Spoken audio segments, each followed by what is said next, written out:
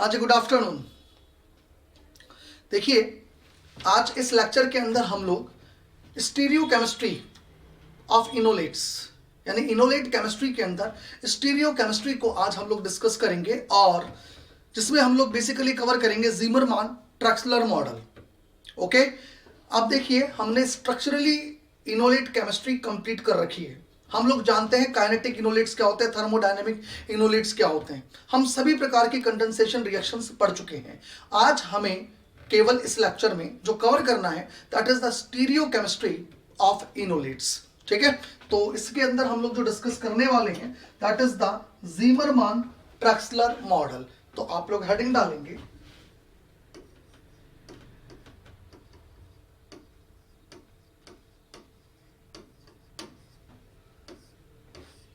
ज़ीमरमान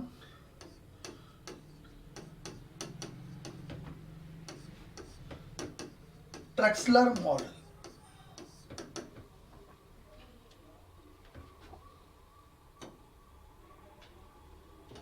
देखिए, ज़ीमरमान ट्रैक्सलर मॉडल के अंदर हम लोग कैसे क्या कवर करने वाले हैं, सबसे पहले तो इस चीज को समझो।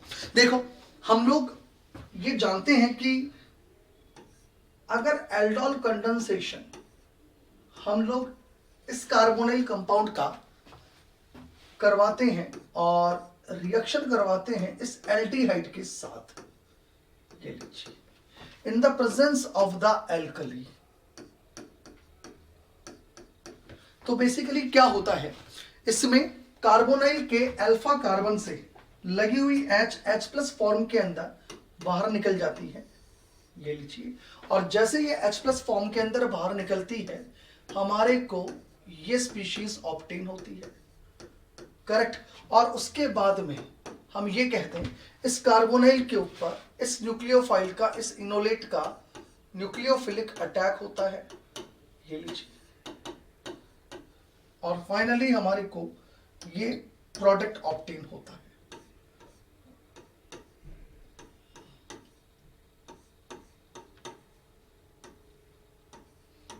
यानी इस वक्त बनने वाला ये जो प्रोडक्ट है, इस प्रोडक्ट में केवल एक कायरल सेंटर अवेलेबल है, केवल एक ही कायरल सेंटर यहां पर हमारे को बनता हुआ दिखाई दे रहा है। तो यहां पर एक्चुअली डायस्टीरियो सेलेक्टिविटी की चर्चा हम लोग कर ही नहीं सकते।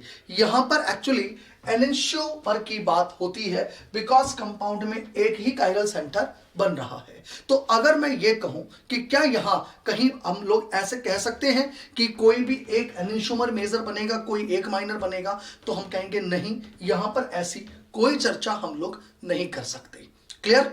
तो अब अगर मान लीजिए स्ट्रक्चर कुछ कंपाउंड की ऐसी है जो रिएक्शन में इन्वॉल्व होने वाले हैं, मतलब रिएक्शन में इन्वॉल्व होने वाले सबस्ट्रेट की स्ट्रक्चर कुछ ऐसी है, ये लीजिए, यानी कि मैं कह दूं कंपाउंड कुछ ऐसा है। क्लियर।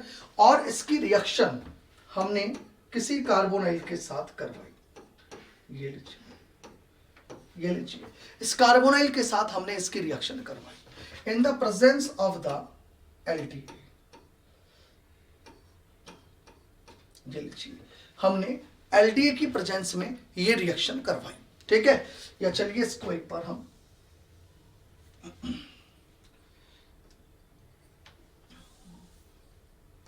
ठीक है। अब क्या होता है, जब भी कभी हम LDA की प्रेजेंस में रिएक्शन करवाते हैं THF -78 degree centigrade, okay, followed by workup वगैरह, ये सब कुछ हम लोगों को इंडिकेट करने की जरूरत नहीं है, अंडरस्टूड है। तो एलडीए यहां अल्फा कार्बन से H+ बाहर निकालेगा, यहां से हमें इनोल या इनोलेट, यहां से इनोलेट ऑब्टेन होगा, और वो इनोलेट यहां न्यूक्लियोफिलिक एडिशन देगा, और फाइनली हमें जो प्रोडक्ट मिलेगा वो प्रोडक्ट यहां पर क्या होगा, जरा देखेंगे आप लोग, R⁻C⁻O, ये Ne, और यहां ये OH, ये लीजिए। अब के जो प्रोडक्ट हमारे को ऑब्टेन हुआ है, देखिए उस प्रोडक्ट के अंदर दो कायरल सेंटर अवेलेबल है। क्लियर। अब दो कायरल सेंटर अगर यहां पर अवेलेबल है तो दो पॉसिबिलिटीज यहां हो सकती है, क्या, कि इस जिग जैग चेन के अंदर, इस जिग जैग चेन के अंदर इस कायरल सेंटर पे लगा हुआ ये OH और ये मिथाइल, हो सकता है दोनों अपवर्ड हो, यानी दोनों वेज पर हो, या दोनों डैश पर हो, यानी हम कहते हैं सिमिलर एनवायरमेंट, यानी दोनों या तो वेज पर या दोनों डैश पर, या ये हो सकता है कोई एक वेज पर और कोई एक डैश पर। तो इस प्रकार से दो प्रकार के डायस्टीरियोमर हमें यहां पर मिल सकते हैं। तो मैं ये कह दूं, जब ये रिएक्शन होती है तो यहां 2 पॉसिबिलिटीज हो सकती है, या तो हमारे को सिन डायस्टीरियोमर मिले, या तो हमारे को इस रिएक्शन में सिन डायस्टीरियोमर मिले, सिन डायस्टीरियोमर मिले, ओके, और या फिर हमारे को यहां एंटी डायस्टीरियोमर मिले।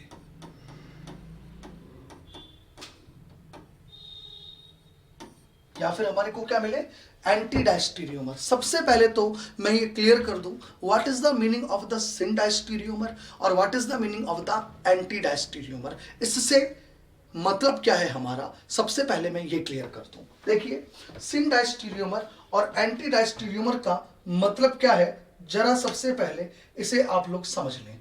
देखिएगा, मैं सिन और एंटी का मतलब क्लियर कर रहा हूं आप लोगों को, ध्यान से देखिएगा। सिन डायस्टीरियोमर का एग्जैक्टली मतलब ये है कि अगर ये जो जिगजैग चेन हमने ली है, ये लीजिए, अगर मैं इन Me और OH को दोनों को अपवार्ड दिखा दूं, ये लीजिए, इसे हम कहेंगे सिन डायस्टीरियोमर। या फिर मैं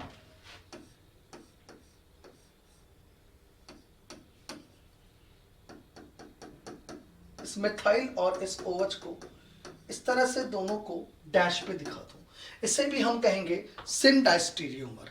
तो ये जो डायस्टीरियोमर है, इन डायस्टीरियोमर को हम क्या कह रहे हैं, these are syn diastereomer, okay. इसे मैं कह रहा हूं सिन डायस्टीरियोमर। अब मैं आपसे डिस्कस कर रहा हूं एंटी डायस्टीरियोमर का क्या मतलब है। तो एंटी का मतलब ये है कि अगर इस जिगजैग चेन के अंदर, ये लीजिए, अगर एक ग्रुप वेज पर है और एक डैश पर है, ये लीजिए, या ये कह दूं कि अगर Me डैश पे है तो फिर OH वेज पर है, ये लीजिए, या पॉसिबिलिटी ये है, इसको हम कहते हैं एंटी डायस्टीरियोमर। ये लीजिए, इसको हम क्या बोल रहे हैं, that is the anti diastereomer. अब हमें एक्चुअली यही सीखना है कि हमें कब और किस वक्त syn diastereomer as the major product बनाना है और कब और किस वक्त हमें एंटी डायस्टीरियोमर मेजर प्रोडक्ट बनाना है। क्लियर।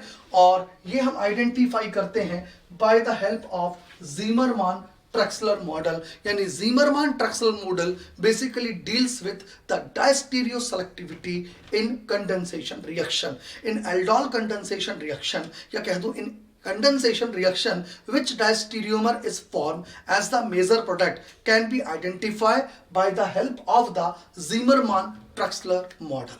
अब ये ज़ीमरमान ट्रक्सलर मॉडल क्या है, इसकी चर्चा अभी मैं करता हूं थोड़ी देर बाद। पहले हम इसमें और कुछ बेसिक बातें हैं, उन बेसिक बातों को समझते हैं। ओके, चलिए देखते हैं, अब हम इसमें आगे की बात करते हैं।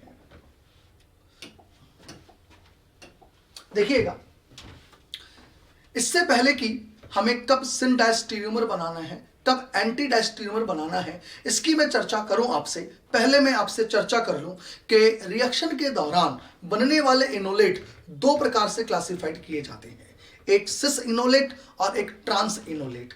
कभी कभी यहां पर एक वर्ड ई और जेड भी बोल दिया जाता है, पर उसे जनरली अवॉइड करते हैं, हम वर्ड काम में लेते हैं सिस और ट्रांस। अब सिस और ट्रांस किस सेंस में काम में लेते हैं, और अगर ई और जेड भी काम में लेना पड़े वर्ड, तो फिर इसको किस सेंस में लिया जाता है यूज में, इसको समझना बहुत जरूरी है, क्योंकि अगर ये नहीं समझ आया तो हमें आगे पढ़ने का कोई मतलब है ही नहीं। राइट, तो देखो, सबसे पहले मैं आपको ई और जेड का मतलब समझाता हूं, सिस और ट्रांस इनोलेट का मतलब समझाता हूं। सपोज हमने ये कार्बोनाइल कंपाउंड लिया और यहां मैंने मान लीजिए कोई भी जेड ग्रुप ले लिया, कोई भी जेड ग्रुप ले लिया। अब ये जेड कोई अल्काइल हो सकता है, ये जेड कोई एराइल हो सकता है, ये जेड OR हो सकता है, ये जेड SR हो सकता है, ये जेड कुछ भी हो सकता है। क्लियर?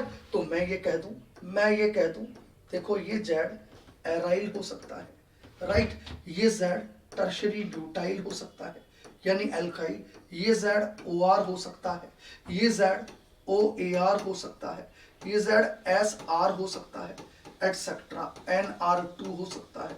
ये लीजिए जेड, इनमें से कुछ भी हो सकता है। आप समझना? क्लियर? अगर ये जेड AR है, टर्शरी ब्यूटाइल है, तो फिर ये कंपाउंड एक कीटोन है।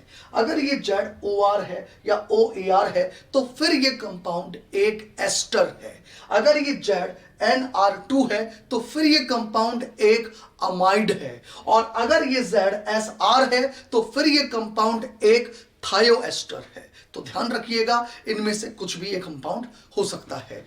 अब इसकी रिएक्शन मैंने LDA के साथ करवाई। ये लीजिए, LDA मतलब कोई बेस हमने यहां ले लिया है इन THF और -78 डिग्री सेंटीग्रेड। जब LDA यहां रिएक्शन करेगा तो LDA यहां से इस अल्फा कार्बन पर लगी हुई H+ फॉर्म के अंदर बाहर निकालेगा। जैसे ही H+ बाहर निकलेगी, देखिएगा दो पॉसिबिलिटीज मतलब यहां पर जनरेट हो सकती है। क्या है? जरा देखिएगा, ये नेगेटिव चार्ज यहां पर आ गया। अब हमें ये पता है कि इस बॉन्ड पर रोटेशन पॉसिबल है, इस बॉन्ड पे रोटेशन पॉसिबल है, और यदि इस बॉन्ड पर रोटेशन पॉसिबल है ना, तो फिर यकीन मानिएगा मैं इससे एक ये स्ट्रक्चर बना सकता हूं। ये लीजिए, इसी से फिर मैंने ये स्ट्रक्चर बना ली। करेक्ट? अब आप देखिएगा,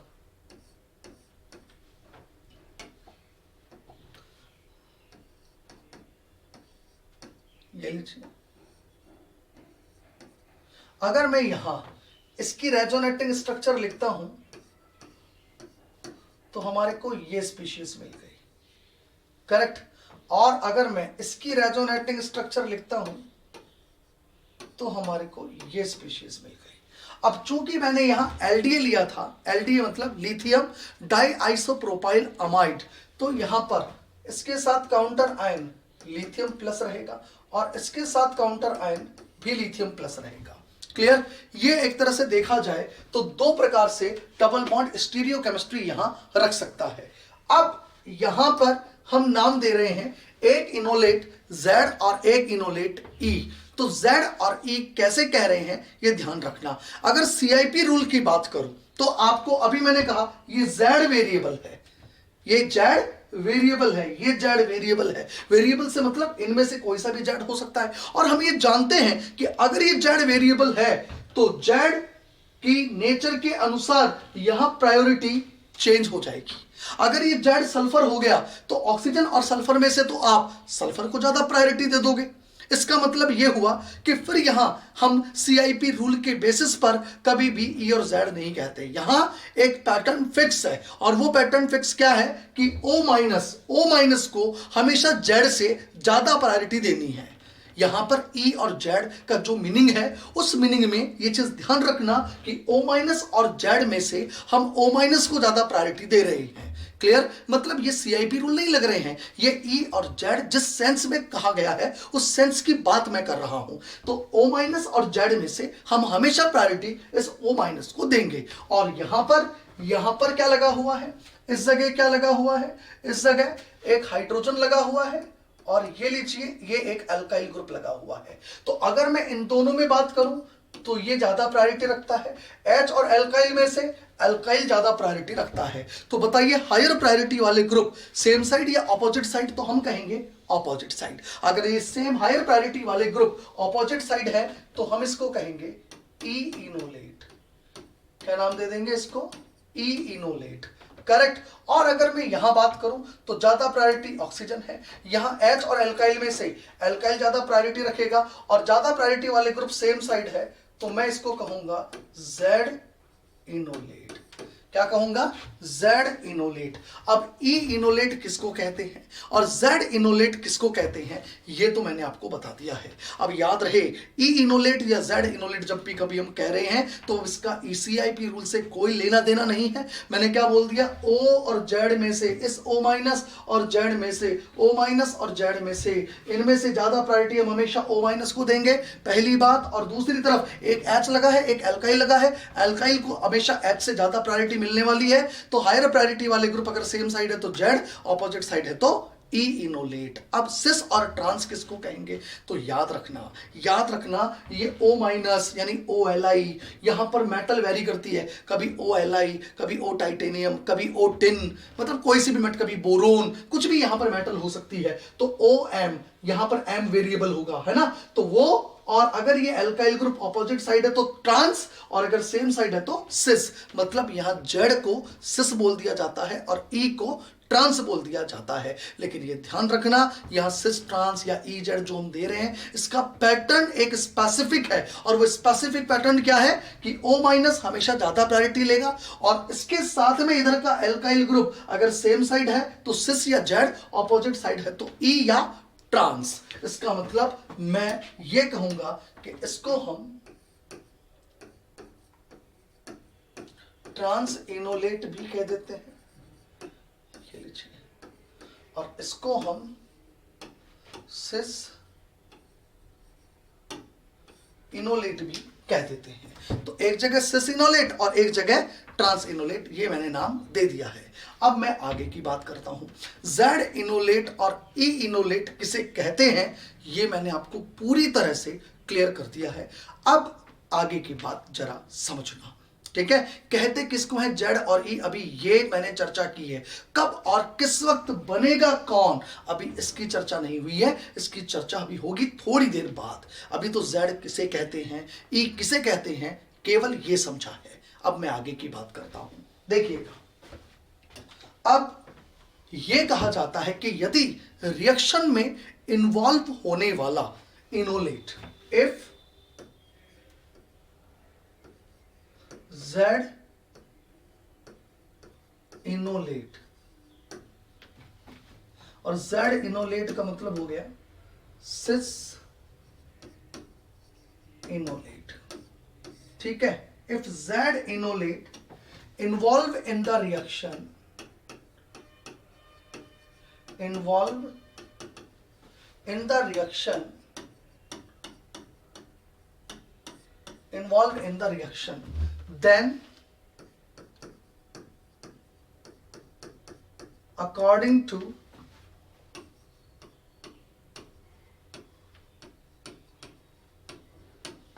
Zimmermann-Traxler model,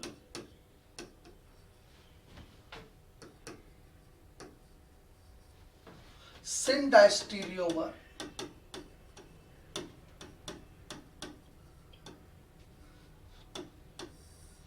syn-diastereomer is formed as the major product.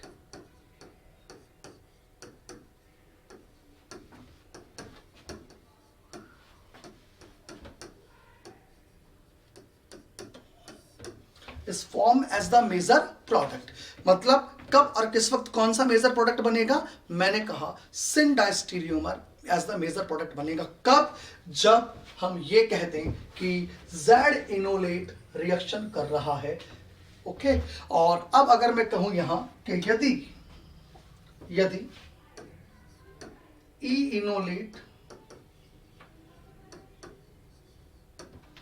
Enolate जिसको हम कह रहे हैं ट्रांस इनोलेट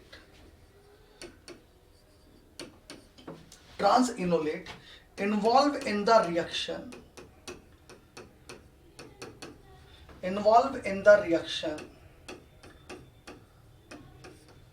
then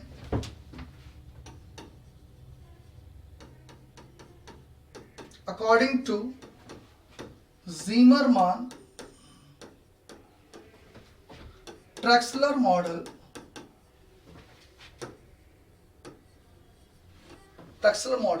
anti-diastereomer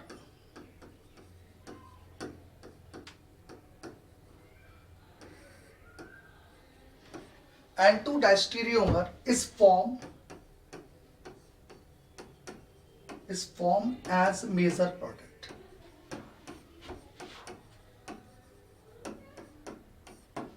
इस फॉर्म एज मेजर प्रोडक्ट। तो कब और किस वक्त हमें कौन सा प्रोडक्ट मेजर बनाना है, सबसे पहले तो मैंने ये लिखा। याद रखना, फिर वही बात, इट इज नॉट यूनिवर्सल, हमेशा ऐसा ही होगा ऐसा जरूरी नहीं है, सामान्यतया ऐसा होता है, इन जनरल ऐसा ही ऑब्टेन होता है। In the maximum cases most of the reaction इसी तरीके से कंप्लीट होती है, इसलिए हमें हमारा प्रोडक्ट हमेशा इसी के अनुसार निकालना है। क्लियर? अगर Z इनोलेट इन्वॉल्व हो रहा है रिएक्शन में तो सिन डायस्टीरियोमर बनाना है, और यदि E इनोलेट रिएक्शन में इन्वॉल्व हो रहा है तो आपको anti diastereomer as the major product बनाना है। क्लियर? अब मैं इसके अंदर दो बातें आपसे डिस्कस करूंगा। दो बातें क्या क्या डिस्कस करूंगा? पहले, ये Z इनोलेट और E इनोलेट आपको कहां कहां बनाने हैं, मतलब किस जगह Z इनोलेट बनाना है, किस जगह E इनोलेट बनाना है। फर्स्ट ऑफ ऑल हमारे दिमाग में पिक्चर ये क्लियर होनी चाहिए, क्योंकि हमने देखा कि कौन सा डायस्टीरियोमर बनेगा, सिन बनेगा या एंटी बनेगा, ये इस बात पे डिपेंड कर रहा है कि एक्चुअली इनोलेट कौन सा रिएक्शन में इन्वॉल्व हो रहा है। यानी हमें ये पता लगाना आना चाहिए कि बनने वाला इनोलेट Z इनोलेट है या फिर E इनोलेट है, क्योंकि अगर हमें यह पता नहीं लगा कि बनने वाला इनोलेट Z इनोलेट है या इनोलेट है तो आगे की कहानी का कोई मतलब ही नहीं है, कोई मीनिंग ही नहीं है। यानी अब सबसे पहले हमें फॉर्मेशन ऑफ इनोलेट देखना है कि हमें कब और किस वक्त कौन सा इनोलेट बनाना है, ये ध्यान रखिएगा। तो आप सबसे पहले अब हेडिंग डालेंगे फॉर्मेशन ऑफ इनोलेट, यानी अब मैं आपसे इनोलेट की फॉर्मेशन डिस्कस कर रहा हूं, हमें कब और किस वक्त कौन सा इनोलेट मेजर बनाना है, कब और किस वक्त ट्रांस इनोलेट बनेगा मेजर, कब और किस वक्त सिस इनोलेट मेजर बनेगा, यानी कब Z बनेगा कब E बनेगा, हमें ये देखना है। ओके, तो हेडिंग डालेंगे फॉर्मेशन ऑफ इनोलेट।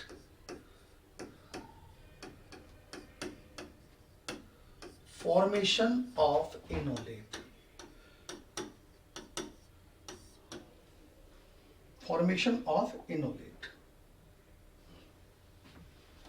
देखो भाई, इनोलेट में फॉर्मेशन की मैं बात करता हूं। इनोलेट फॉर्मेशन में सबसे पहले तो दिमाग में ये पिक्चर क्लियर होनी चाहिए कि वो हमसे, एग्जामिनर हमसे इनोलेट किस किस से बनवा सकता है, मतलब हमसे इनोलेट वो कैसे बनवाएगा, किससे बनवाएगा। तो जरा देखते हैं हम लोग, है ना, इसमें मैं मैक्सिमम वैरायटी कवर कर देता हूं। देखो, हमसे जब वो इनोलेट बनवाएगा तो हो सकता है हमसे इनोलेट वो कार्बोनाइल से बनवाए, और ध्यान से समझना, देखो किससे बनवा ले, कार्बोनाइल से। हो सकता है हमसे वो एस्टर से बनवाए, है ना, मतलब मैक्सिमम जिनसे वो बनवाएगा वो मैक्सिमम केसेस मैं आपसे डिस्कस कर रहा हूं, और हमसे हो सकता है वो थायो एस्टर से बनवा ले। ये लीजिए, इस प्रकार के कंपाउंड से हमारे को वो इनोलेट वगैरह बनवा ले। ओके, अब अगर वो कार्बोनाइल से बनवा रहा है तो दो प्रकार के कार्बोनाइल वो ले सकता है, या तो वो लेगा एसाइक्लिक और या फिर वो लेगा साइक्लिक। ये लीजिए, या तो वो क्या लेगा, एसाइक्लिक, और या फिर वो क्या लेगा, साइक्लिक। ये चीज वो आप लोगों से पूछेगा। और अगर मान लीजिए वो एसाइक्लिक ले रहा है फिर, तो फिर यहां एसाइक्लिक में दो चीजें हो सकती हैं, राइट, या तो वो सॉल्वेंट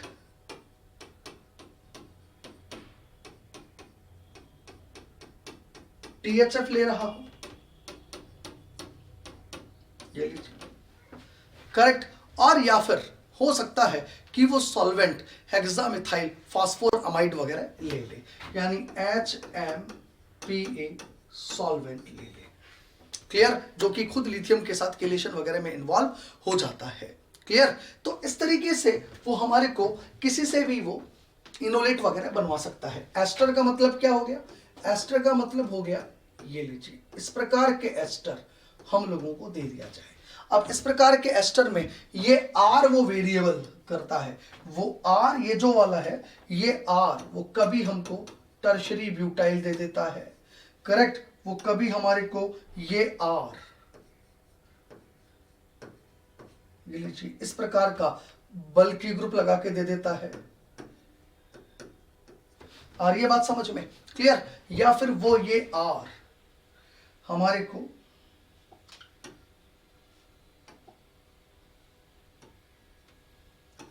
इस प्रकार का ग्रुप लगा के दे देता है, ये और भी बल्कि ग्रुप हो गया।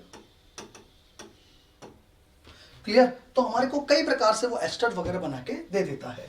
अगर हम थायोएस्टर्स की बात करें तो हमारे को वो इस प्रकार से थायोएस्टर्स वगैरह बना के देता है। जैसे यहाँ एस टर्शियरी ब्यूटाइल वगैरह लगा के दे देगा, या फिर वो हमारे को यहाँ पीएच वगैरह लगा के दे देगा। इस प्रकार के वो हमारे को केस बना के देता है। मतलब मैक्सिमम जो कंडेंसेशन रिएक्शंस है ना, वो इस प्रकार के कंपाउंड्स के इर्द गिर्द घूमती है। क्लियर? अब मैं एक्चुअली आपसे इनोलेट का प्रिपरेशन कार्बोनाइल से कैसे होता है, साइक्लिक से, एसाइक्लिक से, फिर एस्टर में है ना कौन सा इनोलेट बनाना है, जेड ई इसमें कौन सा बनाना है, इन सब की मैं चर्चाएं करता हूं। बिकॉज अगर हमें सबसे पहले कुछ सीखना है तो वो सबसे पहले सीखना है कब और किस वक्त हमें इनोलेट बनाना कौन सा है। क्लियर? पहले ये सीखना है हमारे को, ताकि मैं आगे फिर ज़ीमरमान ट्रक्सलर मॉडल के अंदर उस इनोलेट को इन्वॉल्व करवा सकूं। और फिर प्रॉब्लम प्रैक्टिस, ओके फिर इसके अंदर फॉल्किन एम मॉडल यानी क्रैम्स रूल भी इसी के अंदर इंट्रोड्यूस करेंगे, तब हम कैसे अप्लाई करेंगे। मतलब बेसिक चीज को समझ लो, फिर आगे तो जो हमने पुरानी बातें सीख रखी है सब कुछ हमारे को वही अप्लाई करना है। ओके चलो जी देखो, अब मैं बात करता हूं सबसे पहले formation of enolate in carbonyls. तो हेडिंग डालेंगे आप लोग,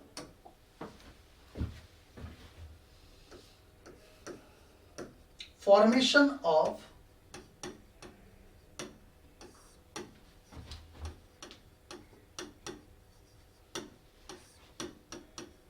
इन carbonyl, formation of enolates in carbonyls. Okay चलिए देखिएगा आप लोग, कार्बोनाइल्स के अंदर अब मैं इनोलेट्स की बात करता हूं। देखिएगा, देखो जब भी कभी मैं कार्बोनाइल्स में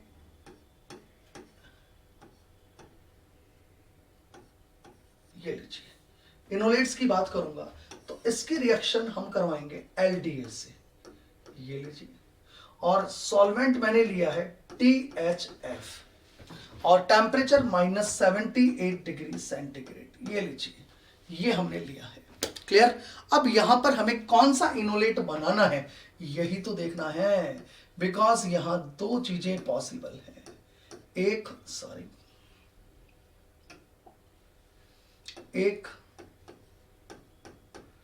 ये इनोलेट पॉसिबल है और एक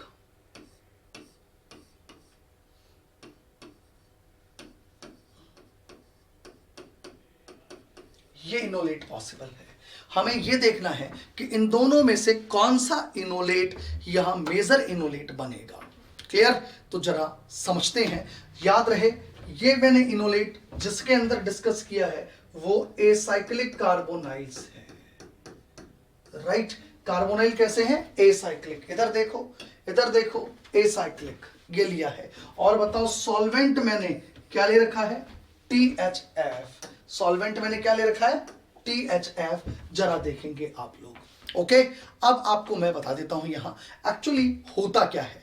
हम इतना तो समझ रहे हैं कि यहां से ये H+ बाहर निकलता है, ये H+ बाहर निकलेगा, कौन लेगा? LDA लेगा। क्लियर? लेकिन अब ये समझना है कि यार इन दोनों में से मेजर कौन सा बनेगा, ये कैसे पता लगाएं। तो ये पता लगाएं उससे पहले आप देखिए ये H जितना हम लोग ऐसे शो कर देते हैं ये गया H+, इतने आसानी से नहीं निकलता भाई। इस H+ के निकलने में भी बड़ी मैकेनिज्म है, बस उस मैकेनिज्म को समझो कि कैसे ये H निकलता है, और जब ये H+ बाहर निकल रहा होता है तो किस प्रकार की साइक्लिक ट्रांजिशन स्टेट बनती है, हमें सबसे पहले वो देखना आना चाहिए। क्लियर? तो जरा देखेंगे आप लोग। देखो अगर मैं यहां एक 6 मेंबर्ड साइक्लिक ट्रांजिशन स्टेट की बात करूं, चलो मैंने एक बार ऐसे बना लिया, अब मैं इसके अंदर प्लेस करता हूं चीजें। देखो अब मैं इसके अंदर कुछ चीजें प्लेस करूंगा, आप देखते चलो। ये लीजिए, सबसे पहले मैंने यहां ये लिथियम प्लेस करी। क्लियर? अब एक बात बताओ यार, लिथियम किसके अंदर होती है? हमें पता है कि ये जो लिथियम है, लिथियम ये किसका पार्ट है? लिथियम पार्ट है अमाइड का, LDA का। ये आइसोप्रोपाइल, ये आइसोप्रोपाइल और ये bonding, that is the LDA, lithium diisopropyl amide. आ गई बात समझ में? क्लियर। अब ये जो LDA lithium diisopropyl amide है, इसकी एक्चुअली ये जो लिथियम है, ये लिथियम कहां पर है, किसके साथ बॉन्ड बना रही है, इन बातों को हमारे को समझना बहुत जरूरी है। क्लियर। तो जरा देखेंगे आप लोग, ये बॉन्ड बना रही है किसके साथ, ये बॉन्ड बना रही है इस ऑक्सीजन के साथ। क्लियर। ये ऑक्सीजन के साथ बॉन्ड बना रही है और ऑक्सीजन और कार्बन के बीच का बॉन्ड टूट रहा है। क्लियर। और इसके साथ ये आर लगा हुआ है, यहां क्या लगा हुआ है, ये आर, ये पोर्शन हमारा आर है, ये ध्यान रखिएगा, ये मैंने यहां आर लिख दिया, दैट इज इक्वेटोरियल पोजीशन। आ रही है बात समझ में, ये हमने क्या लगा दिया यहां पे आर। ओके। अब आप देखिएगा, ये R C double bond O और यहां पर क्या है CH2, ये यहां एक कार्बन है, ये लीजिए, समझना बहुत ध्यान से, क्योंकि अगर ये कहानी समझ आ गई ना तो फिर तकलीफ ही नहीं आएगी हमारे को। ये कार्बन हो गया और इस कार्बन से है ना CH2, ये कार्बन से एक तो लगा हुआ है मिथाइल, समझना, और एक लगा हुआ है हाइड्रोजन। क्लियर। अब यहां पर दो संभावनाएं हैं, दो संभावनाएं कैसी है कि या तो मैं मिथाइल यहां लगाऊं, ये लीजिए, या तो मैं ये मिथाइल इस जगह लगाऊं, हो गया। ओके।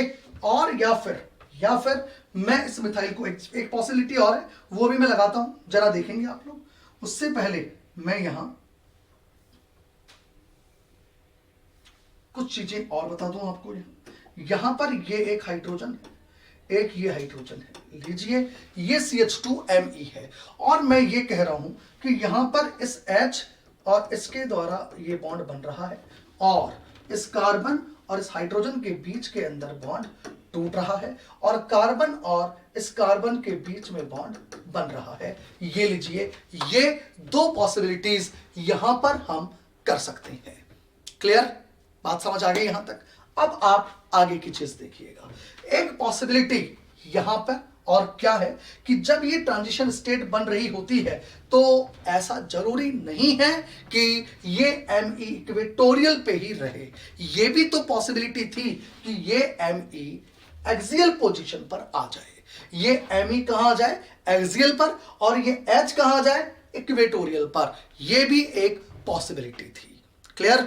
अब देखिए, जरा मैं इस पॉसिबिलिटी की भी बात यहां पर कर लेता हूं आप लोगों से। देखो, यहां एक पॉसिबिलिटी ये थी, जरा देखेंगे,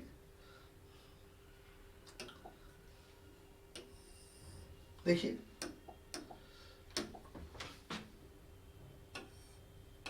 ये लीजिए, ये लीजिए,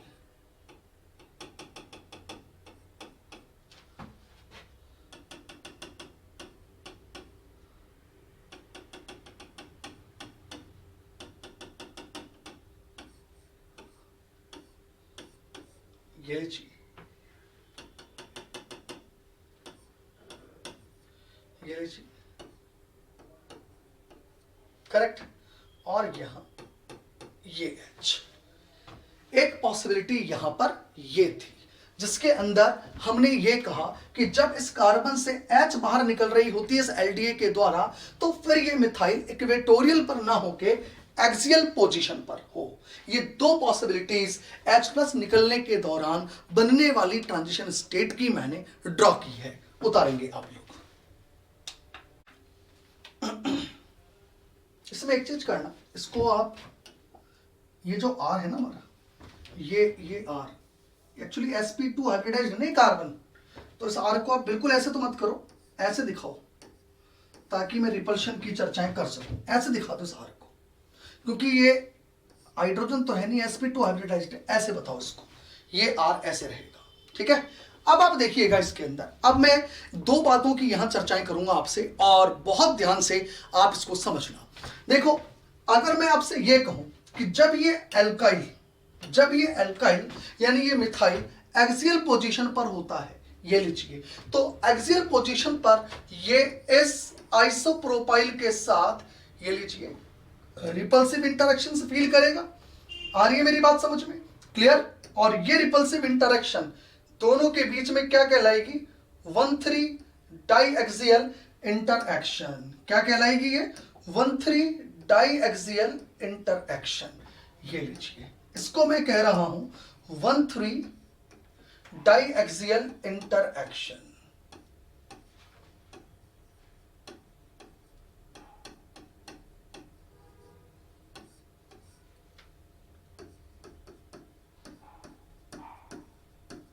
ओके, ये कौन से इंटरएक्शन हो गई? 1,3 डाइएक्सियल इंटरएक्शन, राइट।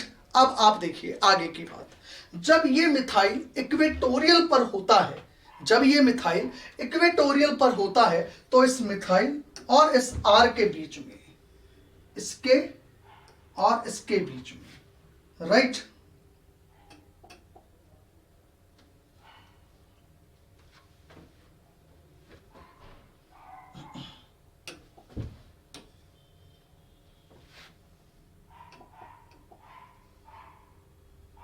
देखिएगा, इनके बीच में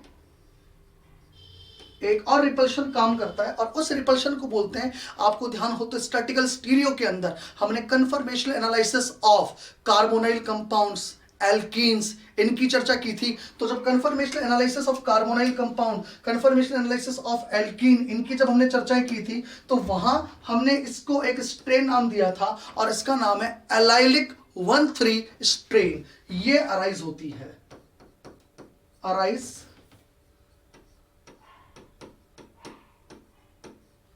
एलाइलिक 1,3 स्ट्रेन। अब ये एलाइलिक 1,3 स्ट्रेन में कैसे देख रहा हूं, तो इधर देखो सभी लोग, इधर देखिए, ये जो carbon carbon oxygen double bond है, यहां से जब H+ बाहर निकलेगी, यहां से जब आप H+ बाहर निकालोगे, है ना, ये वाली जब H+ बाहर निकालते हो तो डबल बॉन्ड यहां पे जनरेट हो रहा है। तो एक्चुअली ये पोजीशन कौन सी है? एलाइलिक। तो अगर मैं कह दूं ये एलाइलिक पोजीशन है, इसके रेस्पेक्ट में अगर हम कहें तो दोनों के बीच में होने वाले रिपल्शन को क्या बोलेंगे? Allylic 1,3 strain. मेरे कहने का मतलब ये है कि ये एलाइलिक कार्बन है, इस कार्बन पर कुछ ना कुछ कोई ना कोई ग्रुप तो लगा है। अगर ये R टर्शियरी ब्यूटाइल है तो एमी लगे हुए हैं उस कार्बन पर। अगर ये सिंपल मिथाइल है, सिंपल इथाइल है तो बल्कि ग्रुप्स नहीं है। तो कुल मिला के मैं ये कह दूं कि R की नेचर के अकॉर्डिंग इस पर कैसे ग्रुप्स लगे हुए हैं, उसके बेसिस पर इनके बीच में जो रिपल्शन है उसको कह रहा हूं कि अराइज हो रहा है एलाइलिक 1,3 स्ट्रेन। आ रही बात समझ में? अब एक चीज ध्यान रखिएगा, अगर डोमिनेंट ये है, अगर ये डोमिनेंट है तो सिस्टम इधर चला जाएगा। मतलब अगर ये रिपल्शन ज्यादा फील हो रहा है तो साइक्लिक ट्रांजिशन स्टेट ऐसी बनेगी, और अगर रिपल्शन ऐसा वाला ज्यादा फील हो रहा है तो फिर साइक्लिक ट्रांजिशन स्टेट ये वाली बनेगी। यानी सारा का सारा इस बात पे डिपेंड कर रहा है ये कंसेप्ट कि एक्चुअली रिपल्शन किस तरफ ज्यादा है। अगर रिपल्शन ये ज्यादा है तो फिर ट्रांजिशन स्टेट ये ना बन के ये वाली बनेगी, और अगर रिपल्शन ये ज्यादा है तो फिर ट्रांजिशन स्टेट ये वाली बनेगी। अब आप देखो ध्यान से कि कौन सी ट्रांजिशन स्टेट से आपको इनोलेट कौन सा मिल रहा है, जरा देखते हैं। अगर मैं इस ट्रांजिशन स्टेट से इनोलेट बनाता हूं तो देखो कौन सा इनोलेट बन रहा है। अरे देखो, अगर ये डबल बॉन्ड यहां बनेगा तो R और Me सेम साइड आ रहे हैं, यानी इस ट्रांजिशन स्टेट से हमें ये इनोलेट मिलता है। और इस इनोलेट को हम कौन सा इनोलेट कह रहे हैं? इस वाले इनोलेट को हम कौन सा इनोलेट कह रहे हैं? इसको हम कह रहे हैं ई इनोलेट। ये कौन सा इनोलेट है? ई इनोलेट। आ रही है बात समझ में? या इसी को हम क्या बोल देते हैं? Trans enolate. और मैं क्या बोल रहा हूं कि ये इनोलेट आपको किससे मिलता है? ये वाला इनोलेट आपको इस ट्रांजिशन स्टेट से मिल रहा है। और अगर मैं इस वाली ट्रांजिशन स्टेट की बात करता हूं इसमें, तो देखो क्या हो रहा है, इस डबल बॉन्ड के साथ Me ऊपर की तरफ है यानी ऑक्सीजन की तरफ है। तो इसका मतलब इस वाली ट्रांजिशन स्टेट से आपको ये वाला इनोलेट मिलता है। और इस इनोलेट को हम क्या कह रहे हैं? इस इनोलेट को हम कह रहे हैं Z इनोलेट। ये लीजिए, ये कौन सा इनोलेट है? Z enolate. और इसी को हम कह देते हैं सिस इनोलेट। ये लीजिए, सिस इनोलेट। आगे बात समझ में? तो इस वाली ट्रांजिशन स्टेट से हम ये कह रहे हैं कि हमारे को ये वाला इनोलेट मिलता है। ये लीजिए, करेक्ट। इस ट्रांजिशन स्टेट से ये इनोलेट मिल रहा है और इस ट्रांजिशन स्टेट से ये वाला इनोलेट ऑब्टेन हो रहा है। तो आपको ये तो समझा दिया कि मैंने कौन सी ट्रांजिशन स्टेट से कौन सा इनोलेट ऑब्टेन होता है। क्लियर? ये मैंने आपको बात करके बताई THF सॉल्वेंट के अंदर। कौन सा सॉल्वेंट है ये? THF सॉल्वेंट के अंदर कौन सी ट्रांजिशन स्टेट से कौन सा वाला बन रहा है इनोलेट, ये भी आपको समझा दिया है। अब आपको मैं एक बात और इसके अंदर सिखा दूं। अब मैं सॉल्वेंट चेंज करता हूं एक बार। देखो अभी मैं सब सिखाऊंगा कि आपको कब और किस वक्त बनाना कौन सा है। अभी तो मैंने आपको केवल ये बताया इसमें कि यहां Z इनोलेट और E इनोलेट कैसी कैसी ट्रांजिशन स्टेट से बन रहे हैं। ये सभी के समझ में आ गया? हाँ जी, क्लियर? फटाफट रिप्लाई करो भैया, इज इट क्लियर? अब अगर मान लीजिए मैं यहां सॉल्वेंट चेंज कर देता हूं, बहुत ध्यान से समझना। अब मैं यहां सॉल्वेंट चेंज कर रहा हूं, ओके। अगर मैंने सॉल्वेंट चेंज किया तब क्या होगा? तो अगर मान लीजिए सॉल्वेंट THF नहीं है, सॉल्वेंट THF नहीं है, बल्कि सॉल्वेंट THF की जगह क्या है? एक ऐसा सॉल्वेंट जो इस लिथियम को ले जाए और उसका सॉल्वेशन कर दे। आ रही है बात समझ में? यानी कि हेक्सामिथाइल फास्फोरामाइड। अगर मान लीजिए मैं ये ले लूं, मतलब एक ऐसा सॉल्वेंट ले लूं जो लिथियम के साथ खुद किलेशन कर दे, तो बताओ अगर इस सिस्टम में से ये लिथियम चला गया तो फिर cyclic transition state enolate formation के दौरान नहीं बनेगी। और मैं यही अब आपसे डिस्कस करने वाला हूं, ठीक है? चलिए आगे देखिएगा। अगर मैं कहूं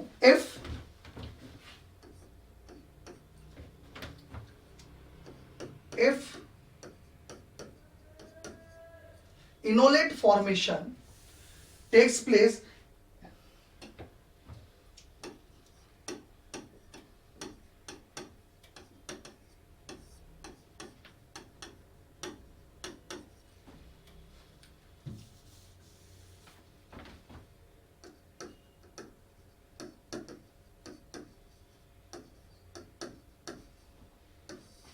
if enolate formation takes place in the presence of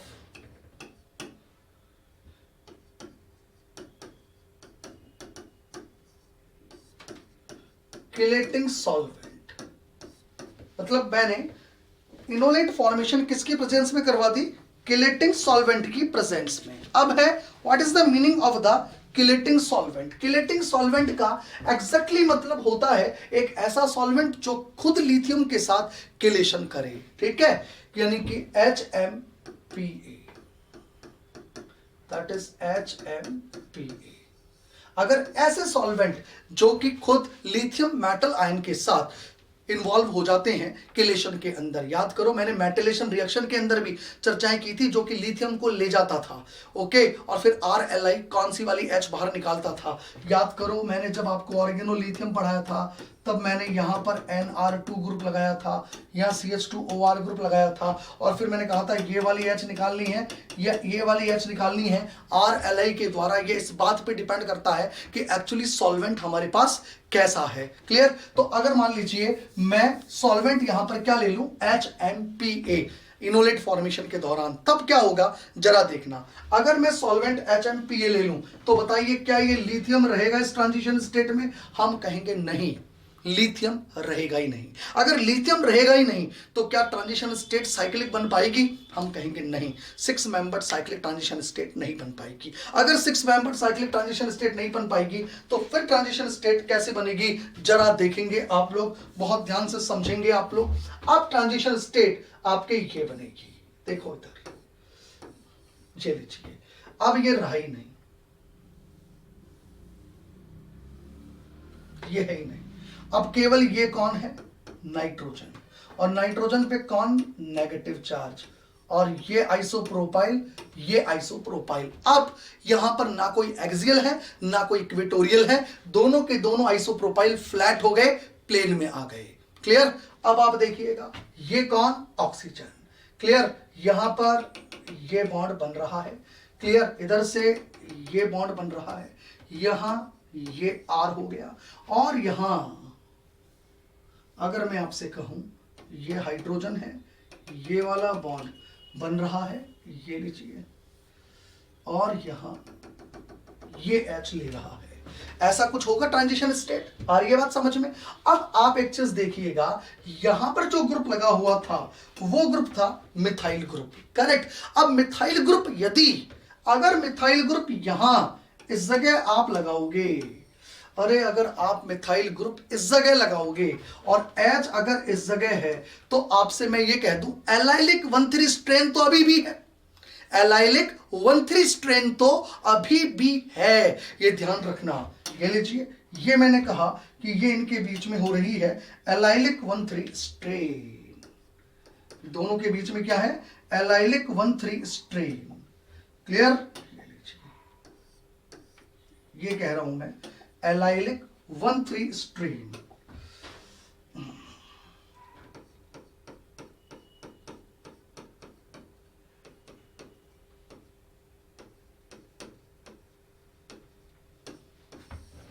correct, ये अभी भी है। लेकिन अगर मैं ये एसाइक्लिक ट्रांजिशन स्टेट के अंदर, देखो क्या कर रहा हूं, अगर मैं इस एसाइक्लिक ट्रांजिशन स्टेट के अंदर मैं इस मिथाइल को कहां लेके जा रहा हूं, जरा देखेंगे आप, ये लीजिए, ये मिथाइल मैं यहां ले गया,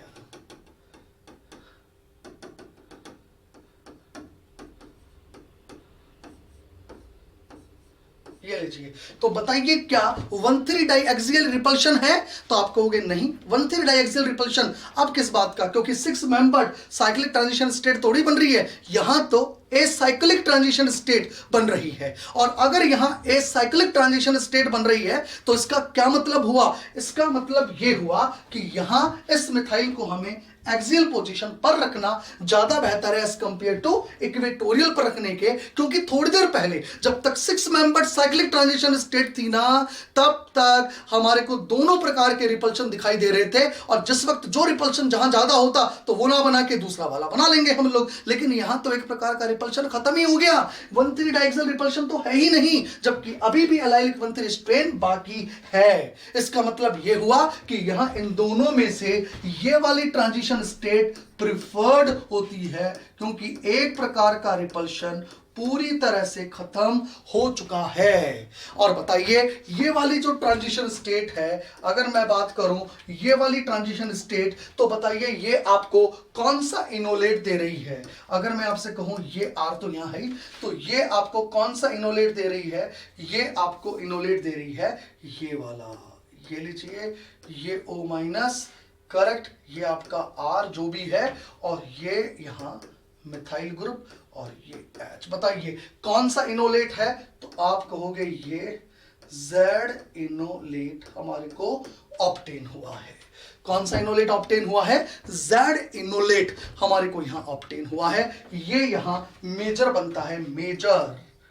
अब आपने एक चीज देखी, आपने एक चीज देख ली कि अगर सॉल्वेंट ऐसा है जो लिथियम को ले जाएगा तो 6 मेंबर्ड साइक्लिक ट्रांजिशन स्टेट बनेगी ही नहीं, तो ऐसी स्थिति में 1,3 डाइएक्सियल रिपल्शन होगा ही नहीं, तो फिर हमेशा आपको Z इनोलेट बनाना है, करेक्ट। चलो उतार लो, देखो फटाफट एक बार,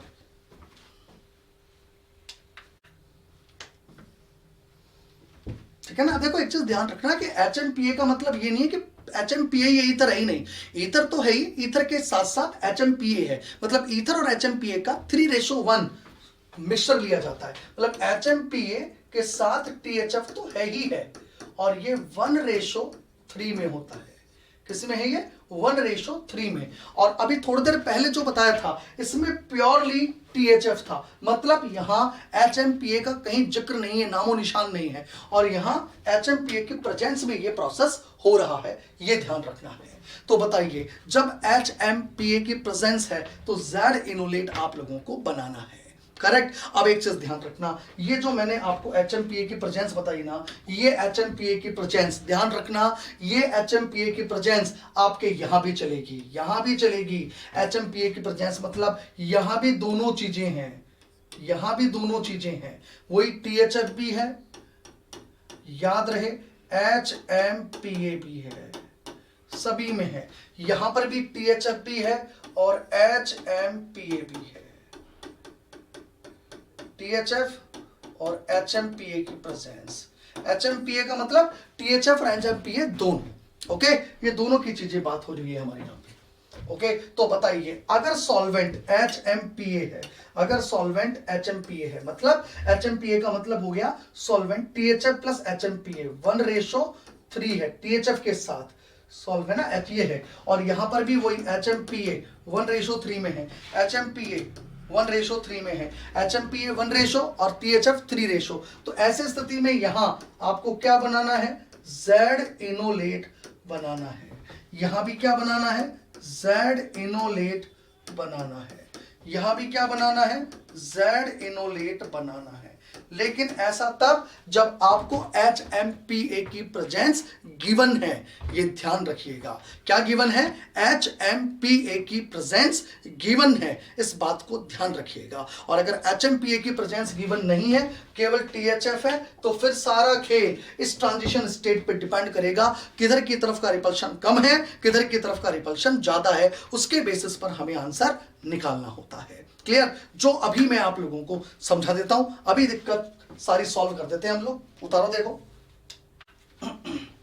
अब देखिए, अब अगर मान लीजिए मैं यहां पर प्योर THF की बात कर रहा हूं, प्योर THF, जब प्योर THF है तब हमें क्या करना है जरा देखेंगे। देखो यहां ये R ग्रुप, यहां पर 1,3 एलाइलिक शिफ्ट स्ट्रेन दे रहा है, और ये यहां पर आइसोप्रोपाइल के साथ 1,3 डाइएक्सियल रिपल्शन दे रहा है।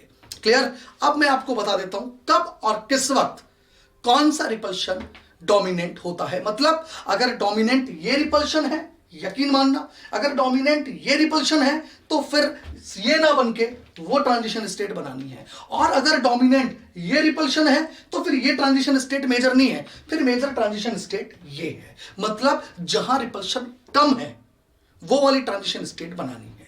बात समझ आ रही है? अगर रिपल्शन ये वाला कम है तो ये बनेगी, अगर रिपल्शन ये वाला कम है तो फिर ये बनेगी।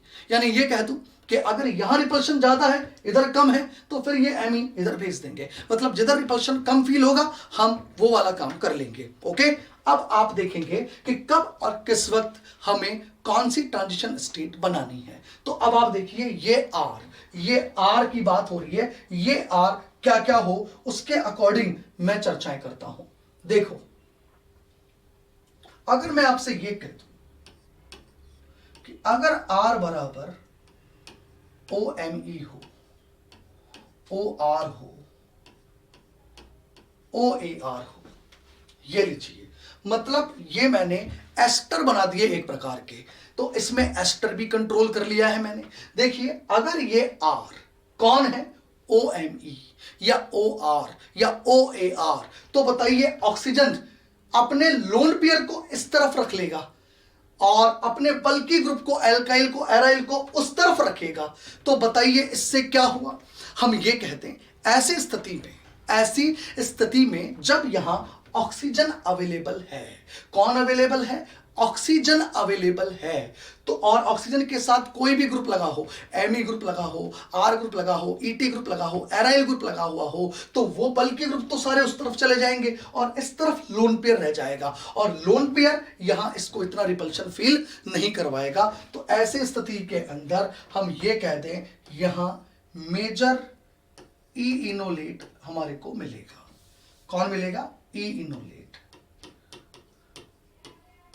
ये लीजिए, यहां ई इनोलेट हमें मेजर बनाना है। यानी आपके दिमाग में एक पिक्चर तो क्लियर हो गई यार कि एस्टर के केस में हमें ई इनोलेट मेजर बनाना होता है, ट्रांस इनोलेट मेजर बनाना होता है। लो जी, एस्टर की तो कहानी ही खत्म कर दी हमने, एस्टर की तो कहानी ही खत्म कर ली हम लोगों ने। राइट, अब मैं आगे की बात करता हूं। देखो आगे की बात करता हूं, अगर R बराबर आपने यहां बल्कि ग्रुप लगा दिया, अगर आपने यहां R एक बल्कि ग्रुप लगा दिया, बल्कि, या चलो एक बार छोटा ग्रुप ले लेते हैं। अगर R आपने छोटा ग्रुप ले लिया, छोटे का मतलब क्या हो गया कि मान लीजिए आपने तो R बराबर H ही ले लिया, आपने तो R बराबर मान लीजिए Me ले लिया, राइट। अगर आपने तो यहां पर R बराबर ET ही ले लिया, ये लीजिए छोटे ग्रुप ले लिए आपने, R बराबर H ले लिया, R बराबर Me ले लिया, R बराबर ET ले लिया, इस प्रकार के आपने कोई स्मॉलर ग्रुप यहां पर ले रखे हैं, करेक्ट। चलिए, है ना, तो H ले लिया या MEET में से ET कर दो यार, ET आया तो Me तो ऑटोमेटिक अंडरस्टूड है, आ गया। अगर ये छोटे ग्रुप है यहां, तो अगर ये स्मॉलर ग्रुप है तो ये रिपल्शन आपका कम रहेगा, बिकॉज ये रिपल्शन तो हमेशा ही ज्यादा है, ये लीजिए 1,3 डायक्सियल इंटरेक्शन है। लेकिन अगर आपने ये R ग्रुप छोटा ले रखा है तो Me क्यों एक्सियल पे जाएगा, यहीं रहेगा, छोटे ग्रुप से रिपल्शन ज्यादा फील नहीं होगा। तो ऐसे स्थिति में भी आपको E इनोलेट ही मेजर मिलेगा।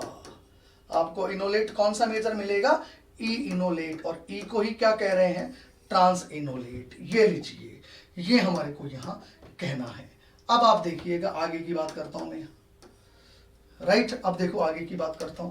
आगे की बात यहां ये कर रहा हूं कि अगर आपने R बराबर आइसोप्रोपाइल ग्रुप ले लिया या फिर टर्शियरी ब्यूटाइल ग्रुप ले लिया, R बराबर क्या ले लिया आपने, R बराबर यदि आइसोप्रोपाइल ग्रुप ले लिया, R बराबर यदि आपने टर्शियरी ब्यूटाइल ग्रुप ले लिया, तो बताइए यहां ये R फिर बल्कि ग्रुप हो गए, टर्शियरी ब्यूटाइल, आइसोप्रोपाइल, तो फिर एलाइलिक 1,3 स्ट्रेन जो है ना, ये ज्यादा डोमिनेंट हो जाएगी, मतलब ये रिपल्शन ज्यादा होगा। तो Me यहां ना रह के एक्सियल पोजीशन पर जाना पसंद करेगा। तो ऐसे स्थिति में जब ये टर्शियरी ब्यूटाइल ग्रुप हो जाता है, आइसोप्रोपाइल ग्रुप हो जाता है, तो फिर हम लोग Z इनोलेट बनाते हैं मेजर। मेजर क्या बना लेते हैं, Z इनोलेट, यानी कि हम ये कह दें सिस इनोलेट हम लोग मेजर बना लेते हैं। तो हमें कब और किस वक्त लिथियम इनोलेट कौन सा मेजर बनाना है, ये मैंने आपको समझा दिया है। देखिए मैंने आपको क्या क्या बता दिया है, मैं फिर से रिपीट करता हूं। मैंने आप लोगों को देखिए ये चीज समझा दी है, मैंने आप लोगों को ये क्लियर कर दिया है एसाइक्लिक THF सॉल्वेंट के अंदर, मैंने आपको HMPA में बता दिया है, और एस्टर भी मैंने आपको पूरा समझा दिया है, THF के अंदर भी और HMPA के अंदर भी। हर केस मैंने आप लोगों को यहां पर समझा दिया है, यहां तक मैं हर चीज आपको समझा चुका हूं। क्लियर? चलिए आप फटाफट एक बार ये उतार लीजिए, फिर आगे चलते हैं।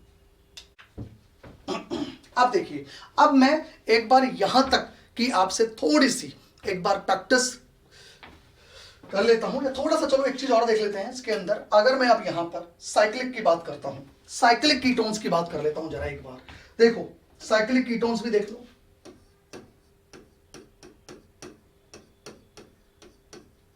ये लीजिए। देखिए साइक्लिक कीटोन्स के अंदर अगर मैं आपसे ये कहूं कि यहां पे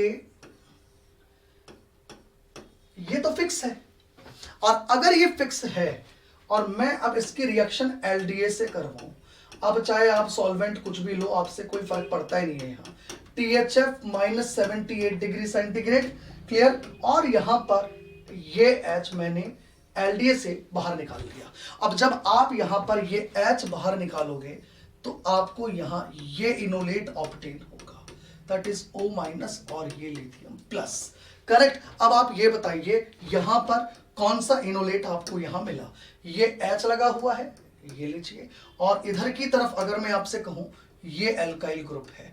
अब आप स्टीरियो किस किस की देख के बोलते हैं, इधर से तो लेते हैं O-Li यानी ऑक्सीजन माइनस वाला, और इधर लेते हैं एल्काइल वाला, और दोनों एक दूसरे के ऑपोजिट हैं। तो आपको ये कह दिया जाए कि साइक्लिक कीटोन में हमेशा हमेशा और हमेशा 100% ई इनोलेट ही ऑब्टेन होगा, 100% ई इनोलेट, या कह दूं 100% ट्रांस इनोलेट ही ऑब्टेन होगा in the case of the cyclic ketone. तो मैंने आपको एसाइक्लिक कीटोन समझा दिया है पूरा, मैंने साइक्लिक कीटोन समझा दिया है, और मैंने आपको एस्टर्स समझा दिए हैं कि किसमें कब और किस वक्त कौन सा इनोलेट हमारे को बनाना है, Z बनाना है या E बनाना है। अब मैं इसकी प्रैक्टिस एक बार आप लोगों से करके बता देता हूं, जरा देखो, कुछ प्रैक्टिस लेते हैं इसकी। देखिए हमने मान लीजिए इस प्रकार का कार्बोनाइल लिया, देखना कुछ एग्जांपल्स में ले रहा हूं। अब फर्स्ट एग्जांपल, अगर मान लीजिए हम इस प्रकार का ये कार्बोनाइल लेते हैं, ये लीजिए, ये टर्शरी ब्यूटाइल लगा दिया है मैंने यहाँ, और मैंने यहाँ पे लिया LDA, ये लीजिए, इन द प्रेजेंस ऑफ, ये लीजिए, THF -78 डिग्री सेंटीग्रेड। ये लीजिए, कहिए कौन सा इनोलेट हमारे को बनाना है। तो मैंने भी क्या बताया था, टर्शरी ब्यूटाइल वो एलाइलिक 1,3 स्ट्रेन ज्यादा देता है, करेक्ट। इसका मतलब ये हुआ कि यहां हमारे को ये इनोलेट ऑब्टेन होता है, ये लीजिए, करेक्ट, दिस इज, और ये 100% मिलता है हमारे को। इसको आप कहते हो Z इनोलेट, करेक्ट, जिसको सिस इनोलेट भी आप कह देते हो। यही चीज बताइए भी मैंने आप लोगों को। सपोज आपको ये कीटोन मिलता है, ये लीजिए, और आपको यहां LDA गिवन है, ये लीजिए, LDA मैंने ले लिया, और ये THF -78 डिग्री सेंटीग्रेड। तो बताइए क्या इथाइल एलाइलिक 1,3 स्ट्रेन ज्यादा देता है? तो हम कहते हैं नहीं, इथाइल एलाइलिक 1,3 स्ट्रेन ज्यादा नहीं दे रहा था साइक्लिक ट्रांजिशन स्टेट में, इसलिए मैं यहां ये इनोलेट बनाऊंगा O-Li+, ये लीजिए। और ये कौन सा इनोलेट है? ये आपको मिला है यहां E इनोलेट, ये लीजिए, ये मेजर इनोलेट मिलता है, ई इनोलेट, जिसको आप ट्रांस इनोलेट भी कह सकते हो, ये मेजर बनता है। आ गई बात समझ में? अब मैं बात करता हूं इसमें आगे एक और एग्जांपल की, जरा देखेंगे आप लोग।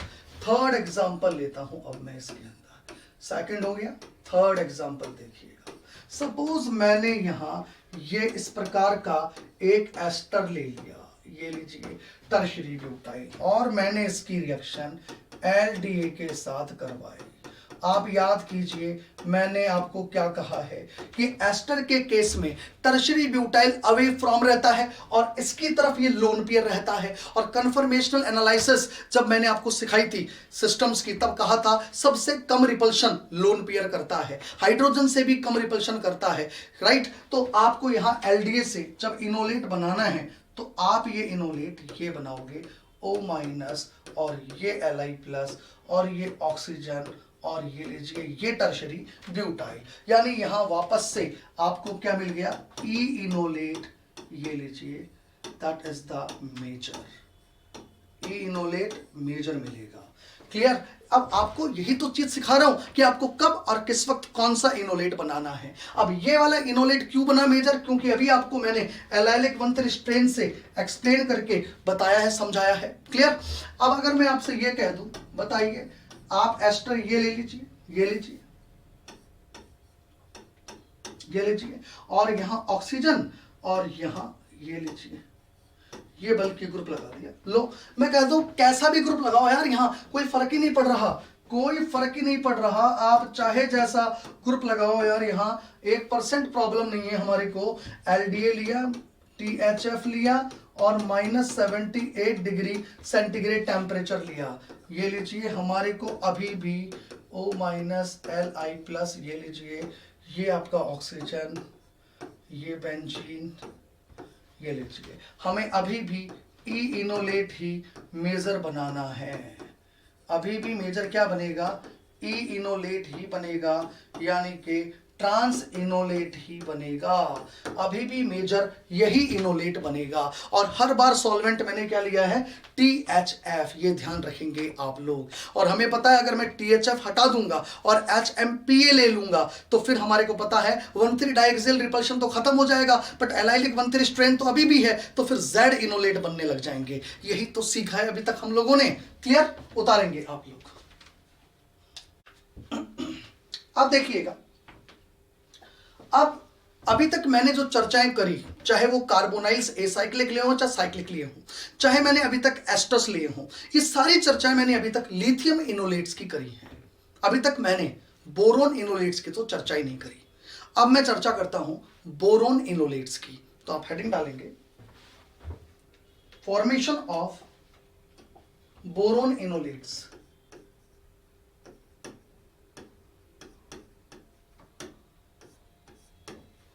Formation of boron enolate।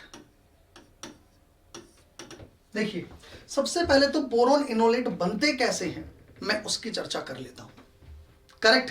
फिर अपने को Z बनाना है या E बनाना है इसकी चर्चाएं करेंगे थोड़ी देर बाद। पहले बोरोन इनोलेट बनता कैसे है उसकी चर्चाएं करते हैं। तो देखो, ये हमने एक कार्बोनाइल कंपाउंड लिया, ये लीजिए, और मैंने इस कार्बोनाइल कंपाउंड की रिएक्शन एक बोरोन से कराई, दैट इज R2B, जिसका R वेरिएबल है और बोरोन पे लगा है कोई लिविंग ग्रुप, और साथ में हमने ले लिया एक बेस, ये लीजिए, ये मैंने यहां पर लिया। ओके, होता क्या है, फर्स्ट ऑफ ऑल ऑक्सीजन अपने लोन पेयर से बोरोन पर अटैक करता है, यानी बोरोन के पी ऑर्बिटल पे अटैक करता है। बोरोन के पास वेकेंट पी ऑर्बिटल है, ऑक्सीजन पर लोन पेयर है, दोनों के बीच में रिएक्शन हो जाती है। जब दोनों के बीच में ये रिएक्शन होती है तो इससे हमारे को ये स्पीशीज मिलती है, ये O, बोरोन RR, और ये लिविंग ग्रुप। ऑक्सीजन के ऊपर पॉजिटिव चार्ज हो गया, बोरोन के ऊपर नेगेटिव चार्ज हो गया। क्लियर। अब क्या होता है जरा देखेंगे आप। अब हमने जो बेस ले रखा है, बेस यहां अमीन्स ली जाती है, दैट इज R3N। क्लियर। अब जो मैंने अमीन यहां पर ले रखी है बेस, वो R3N यानी कि बेस यहां से इस H को H प्लस फॉर्म के अंदर बाहर निकालती है, और ये H और भी ज्यादा एसिडिक हो गई बिकॉज ऑक्सीजन की विथड्रॉइंग पावर इंक्रीज हो चुकी है। जैसे ये H प्लस निकालेगी, ये इलेक्ट्रॉन्स यहां से यहां, ये इलेक्ट्रॉन्स इधर से इधर, और हमारे को ये स्पीशीज मिल जाएगी, ये लीजिए ऑक्सीजन और ये बोरोन R R, और ये लिविंग ग्रुप, बोरोन के ऊपर नेगेटिव चार्ज। और हम ये जानते हैं कि ये जो बोरोन होता है ना, बोरोन, इसको अपना ऑक्टेट हमेशा पूरा रखने की टेंशन नहीं है। कभी कभार इसका ऑक्टेट पूरा हो जाता है, थोड़ी सी देर के लिए भी अगर इसका ऑक्टेट पूरा हो गया तो बस ये संतुष्ट, ये खुश मस्त हो गया एकदम। अब क्या करेगा, अब यहां से ये जो लिविंग ग्रुप है ये बॉन्ड के इलेक्ट्रॉन को लेके निकल जाएगा। उसमें बोरोन की कोई परेशानी नहीं है, क्योंकि बोरोन तो बेचारा गरीब आदमी है, हमारे को पता है। वैलेंस शेल में 6 इलेक्ट्रॉन रहते हैं, थोड़ी देर के लिए ऑक्टेट पूरा हो गया, खुश हो गया, अब लिविंग ग्रुप निकलता हो, निकलने दो, कोई फर्क नहीं पड़ रहा इसके। अब यहां से ये लिविंग ग्रुप बाहर निकल जाएगा, और जैसे ही ये लिविंग ग्रुप बाहर निकलेगा, ये लीजिए, इससे हमारे को OBr2 ये स्पीशीज मिलेगी। इसको कहा जाता है बोरोन इनोलेट। ये लीजिए, क्या कहा जाता है इसे, बोरोन इनोलेट। तो बोरोन इनोलेट बनते कैसे हैं मैंने अभी केवल चर्चा इसकी करी है। बोरोन इनोलेट बना कैसे है मैंने केवल इसकी चर्चा करी है। मैंने अभी इसकी तो चर्चा ही नहीं करी कि बोरोन इनोलेट कब और किस वक्त आपको सिस बनाना है और कब और किस वक्त आपको ट्रांस बनाना है, इसकी तो अभी चर्चाएं नहीं हुई है हमारे बीच में। क्लियर। अभी तो बोरोन इनोलेट बनता कैसे है केवल चर्चाएं इसकी हुई हैं, ध्यान रखिएगा। क्लियर। अब देखो आप लोग, अब मैं यहां पर बोरोन इनोलेट के अंदर वैरायटी आपको सिखाता हूं। बोरोन इनोलेट 2 प्रकार के होते हैं, एक तो Z इनोलेट बनते हैं और एक E इनोलेट बनते हैं। आपको केवल ये देखना है हमें कब और किस वक्त Z इनोलेट और क्या लेने पर E इनोलेट बनाना है। क्लियर। तो जरा मैं चर्चा कर लेता हूं इस बात की कि हमें कब और किस वक्त Z और कब और किस वक्त E इनोलेट बनाना है, जरा देखेंगे आप लोग। देखो,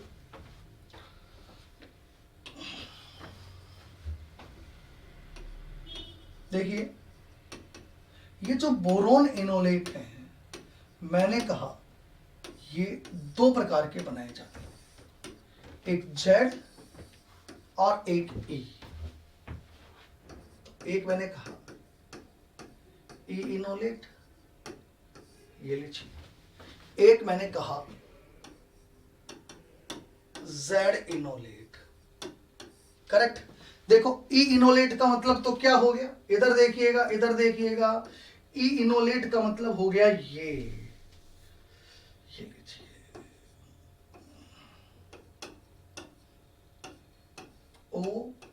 OBr2, ये कहलाता है ई इनोलेट। और Z इनोलेट का मतलब क्या हो गया,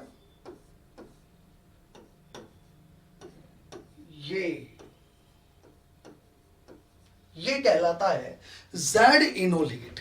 इसको तो क्या कहते हैं, ई इनोलेट और ये क्या है, जेड इनोलेट। अब हमें यही तो देखना है कि हमें कब और किस वक्त ई इनोलेट बनाना है और कब और किस वक्त जेड इनोलेट बनाना है। क्लियर? तो जरा देखेंगे हमें कब और किस वक्त क्या बनाना होता है। तो देखिएगा, अगर हमारे को, देखो इधर सिखा रहा हूं, ये कार्बोनाइल दिया है, करेक्ट, ओके, और इसकी रिएक्शन किससे करवाई जा रही है, ये लीजिए,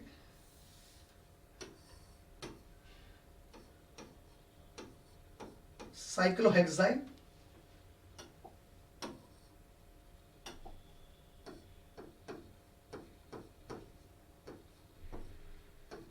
और ये बोरोन पे क्लोरीन लगा दी in the presence of triethylamine, ये लीजिए, करेक्ट। अगर हमारे को ऐसा बोरोन दिया गया है, यानी ये जो R ग्रुप है that is very bulky group, that is 2,2 cyclohexyl ring, तो ये मिथाइल उससे दूर रहने की कोशिश करती है, यानी हमें ई इनोलेट ऑप्टेन होता है। अगर हमारे को ये गिवन है और इसके साथ हेक्साइल की जगह मान लीजिए अगला पेंटाइल दे दे, ये लीजिए, इन the presence of the this base, तब भी हमें क्या बनाना है, ई इनोलेट बनाना है। ये लीजिए, इन दोनों ही केस में ये इनोलेट हमारे को ऑब्टेन होते हैं, जिसमें आर का मतलब आप समझ गए, यहां इन दोनों आर का मतलब क्या है, ये 2 साइक्लोहेक्साइल रिंग या 2 साइक्लोपेंटाइल रिंग। क्लियर? अब हमें देखना है जेड इनोलेट कब बनाना है, तो जरा देखेंगे आप लोग। अगर हमने यहां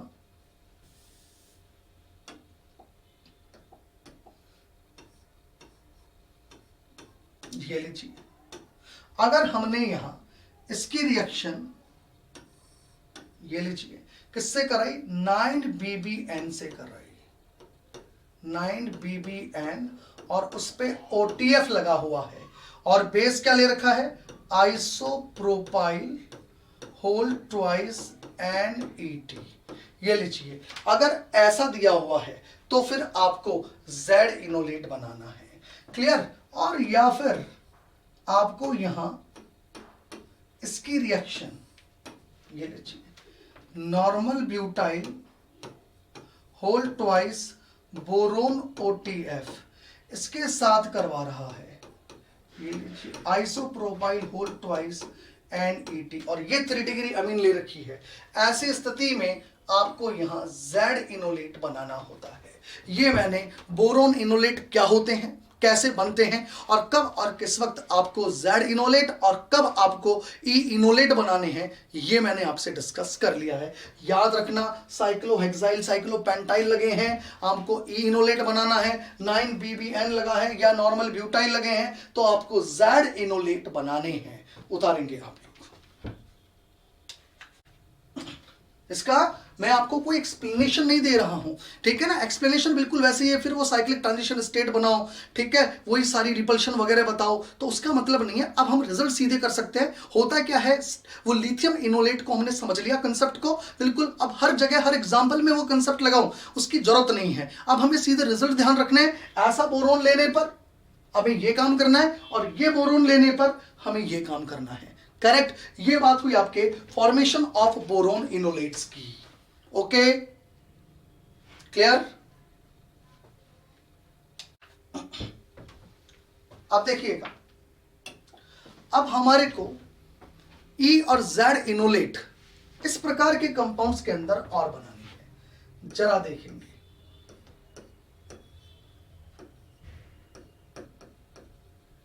ये लीजिए, इस कंपाउंड में और इस कंपाउंड में, ये सल्फर कंटेनिंग कंपाउंड फिक्स हैं। ये 2 दिमाग में रखने हैं आप लोगों को। तो देखिएगा, जब भी कभी आप लोगों को यहां टर्शरी ब्यूटाइल के साथ थायोएस्टर दिया गया है, तो यहां आपको जो भी बोरेन दिया है, normal butyl boron OTF, correct,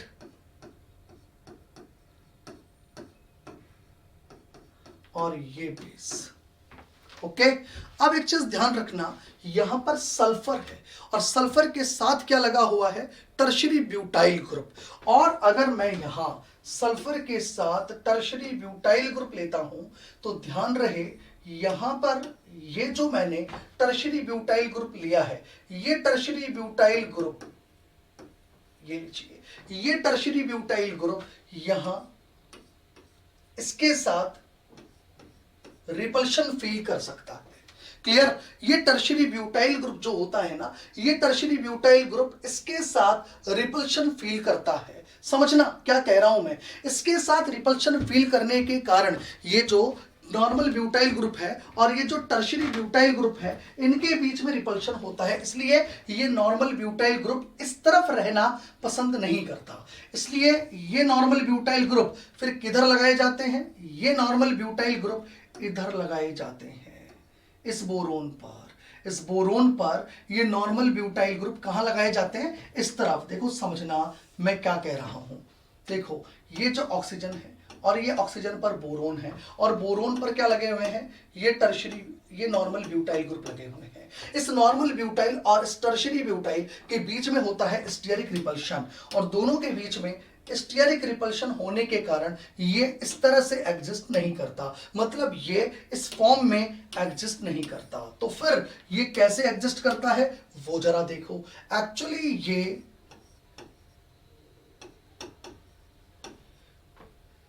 oxygen पर जो बोरोन लगा है, ये बोरोन इस तरफ एग्जिस्ट करता है, और अगर ये इस तरफ एग्जिस्ट करेगा, इस तरफ एग्जिस्ट करेगा बोरोन, तो फिर इस पर लगा हुआ एल्काइल ग्रुप हमें नीचे की तरफ लिखना पड़ेगा।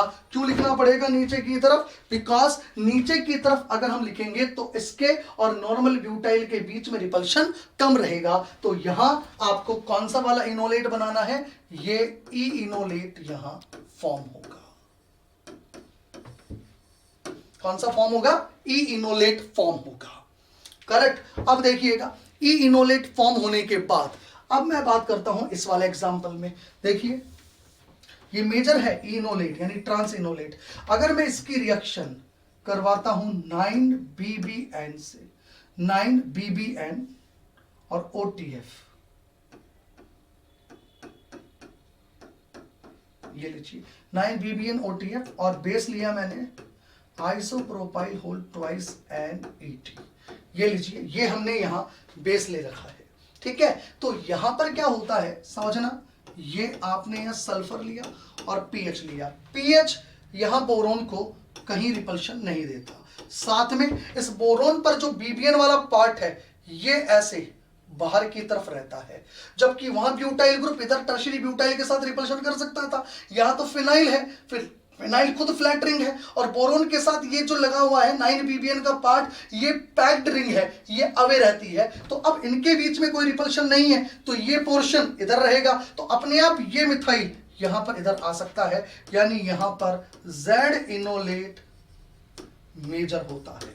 तो आपने सल्फर के जो एस्टर्स हैं इनके केस भी समझ लिए, सल्फर के साथ अगर टर्शरी ब्यूटाइल है तो फिर उधर की तरफ रिपल्शन ज्यादा मिलेगा, तो एमी नीचे की तरफ रहेगा, और अगर सल्फर के साथ फिनाइल है तो फिर यहां पर ये रिपल्शन इतना फील नहीं होगा, तो फिर ये एमी आराम से उधर चला जाएगा, जबकि वहां ये रिपल्शन के कारण बोरोन इधर आ गया था, तो फिर मिथाइल उधर जा नहीं पा रहा था, तो मिथाइल इस तरफ रहेगा। तो ये हमने यहां सल्फर के एस्टर्स को डिस्कस कर लिया है कि आपको कब और किस वक्त कौन सा इनोलेट बनाना है।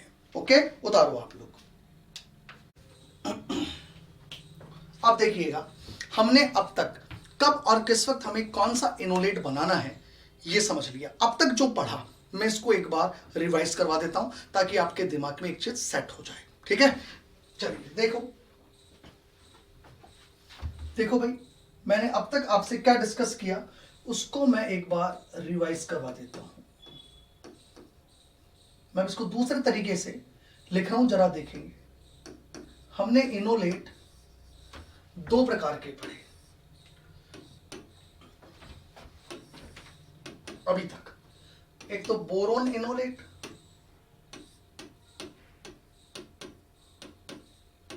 क्लियर,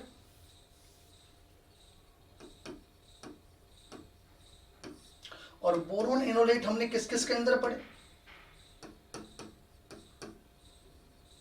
कीटोन में और इसके अंदर। करेक्ट, यही पढ़े हमने। क्लियर। अब अगर मैंने कीटोन की बात करी तो आपने देखा कीटोन के केस में बोरोन इनोलेट आपको यहां ये लीजिए R,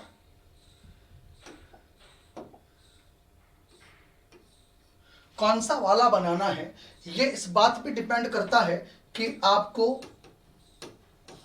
किस प्रकार का बोरिन दिया गया है। Z इनोलेट भी बन सकता है और E इनोलेट भी बन सकता है। राइट। Z इनोलेट कब बना?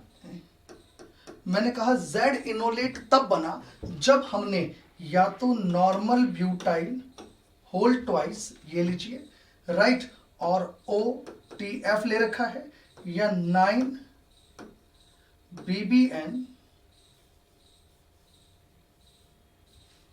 Normal butyl whole twice boron OTF ले रखा है, और 9BBN के साथ OTF ले रखा है।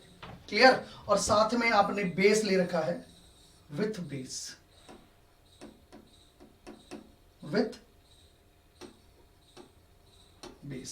और E इनोलेट कब बन रहा है? जब हमने कहा हमने C6, ये लीजिए, H11 whole twice boron Cl ले रखा है, राइट। और या मैं कह दूं C5 H9, ये लीजिए, बोरोन क्लोरीन ले रखा है और विथ बेस ले रखा है। तो फिर हमने E इनोलेट बनाना है, राइट। ये चीज सीखी हम लोगों ने। करेक्ट। अब जो आप लोगों को बता रहा हूं, याद रखना ये सार है। अब तक जितना भी पढ़ा हमने पिछले पूरे टाइम के दौरान, अब उसी का सार यहां पे मैं बता रहा हूं। बिकॉज सार क्या है, हमें कब और किस वक्त कौन सा इनोलेट बनाना है, कब Z बनाना है और कब E बनाना है, क्योंकि ये आपको निकालना आना बहुत जरूरी है, राइट। चलो जी देखो, और मैंने यहां पर क्या बताया, यहां पर मैंने आपको दो बातें बताई कि यहां पर ये जो R है, ये R बराबर या तो टर्शियरी ब्यूटाइल है या R बराबर फिनाइल है। अगर R बराबर टर्शियरी ब्यूटाइल है तो फिर आप लोगों को यहां पर क्या करना होता है, आपको यहां E इनोलेट बनाना है। क्या बनाना है? E इनोलेट, ये लीजिए। और अगर R बराबर pH है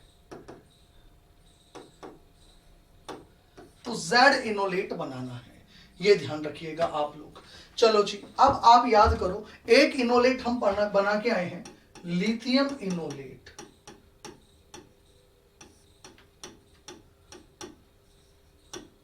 राइट। अभी हम मैं मेजर इनकी बात कर रहा हूं, होने को तो टाइटेनियम इनोलेट भी होते हैं, सिलाइल इनोलेट्स भी होते हैं, राइट। इसके अलावा हम कहते हैं टिन इनोलेट्स भी होते हैं, लेकिन अभी उनका कोई मतलब नहीं है, वो तो वैसे क्वेश्चन के साथ साथ काम आ जाएंगे। क्लियर।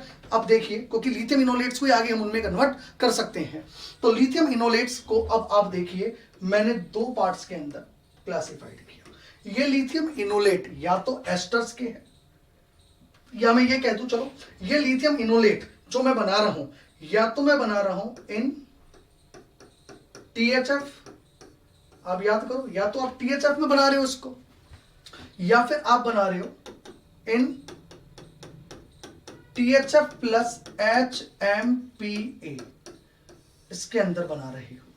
क्लियर। अगर आप THF के साथ HMPA ले रहे हो तो ये आपको यहां 3:1 में लेना होता है, राइट। और अगर आपने ये ले रखा है तो आपको पता है HMPA होते ही 6 मेंबर्ड साइक्लिक ट्रांजिशन स्टेट का कोई मतलब नहीं। एसाइक्लिक ट्रांजिशन स्टेट है, एसाइक्लिक के अंदर 1,3 डाइक्सिल इंटरेक्शन नहीं होती, तो आपका Me ऊपर की तरफ चला गया, नहीं ऑक्सीजन की तरफ चला गया, तो यहां Z इनोलेट हम लोगों को मिलता है। अरे यहां क्या बनाते हैं हम लोग? Z इनोलेट बनाते हैं। करेक्ट, यही सीखा था अभी हम लोगों ने, राइट। और अगर मान लीजिए आपने THF ले रखा है तो फिर दो चीजें हैं भैया। अगर आपने THF ले रखा है तो फिर दो चीजें हैं, आप ये काम कीटोन में भी करते हो और एस्टर में भी करते हो। या मैं ये कह दूं, छोड़ो इसको, कीटोन और एस्टर भी छोड़ो, THF अगर आप ले रहे हो लिथियम इनोलेट में तो दो प्रकार की चीजें आप लोग बना रहे हो, ऐसे मानो आप तो, है ना। आप बना रहे हो या तो Z इनोलेट या E इनोलेट, यही बना रहे हो THF के अंदर। तो अब THF के अंदर बना किससे रहे हो, तो जरा देख लो, इससे बना रहे हो यार। लो ये लो, ये Z लगा दिया। अब ये Z आपका अगर एल्काइल है तो ये कीटोन है, और अगर OR है तो फिर ये एस्टर है, राइट। तो बताइए मैंने क्या कहा, THF के अंदर दो चीजें बनेगी, या तो बनेगी Z इनोलेट, इसको Z ना कह के मैं Y कह दूं, वरना आप लोग कंफ्यूज हो जाओगे यार, मिला दोगे आप इसको, ये Y कह देता हूं मैं इसको। अब ये आपका या तो Z इनोलेट है, राइट, और या फिर ये आपका E इनोलेट है। ये लीजिए, Z इनोलेट का मतलब क्या हो गया, ये लीजिए, ये लीजिए, और E इनोलेट का मतलब क्या हो गया, ये लीजिए। लो भैया, यही है Z और E इनोलेट, करेक्ट। इधर देख लो, इधर देख लो, इधर देख लो। अगर ये Y रिपल्शन करता है किसके साथ, इसके साथ, तो फिर ये Y इसको उधर भेजेगा। और अगर Y बिल्कुल छोटा मोटा ग्रुप है, रिपल्शन नहीं कर रहा, तो फिर ये एल्काइल ग्रुप नीचे की तरफ रहता है। तो आप याद करो मैंने आपको क्या बताया था, अरे मैंने आपको क्या बताया था, आप याद करो, मैंने आपको ये बताया था कि यदि Y इक्वल्स टू कौन है, H है, और कौन है, ET है, और कौन है, OR है, OMe है, O टर्शरी ब्यूटाइल है, OAR है, अगर ऐसा कुछ है तो आपको ये इनोलेट्स बनाने हैं, क्लियर। और अगर ये Y, अगर ये Y क्या है, ये लीजिए, अगर ये Y टर्शरी ब्यूटाइल है, आइसोप्रोपाइल है, तो फिर आपको ये इनोलेट्स बनाने होते हैं, करेक्ट। यही सिखाया था, ये लिथियम इनोलेट्स की मैंने बात करी THF में और इन THF ये प्लस HMPA में। अब आपको मैं एक और बात बता दूं कि अगर ये लिथियम इनोलेट की चर्चा मैं किस में कर रहा हूं, अगर मैं लिथियम इनोलेट की चर्चा साइक्लिक कीटोन में कर रहा हूं, लिथियम इनोलेट, इधर देखो, अगर मैं इस लिथियम इनोलेट की चर्चा, ये लीजिए, किस में कर रहा हूं, साइक्लिक कीटोन के अंदर कर रहा हूं, ओके। तो मैं क्या लिख सकता हूं, जरा देखेंगे आप लोग, मैं ये लिख सकता हूं ना यहां कि इन cyclic ketone,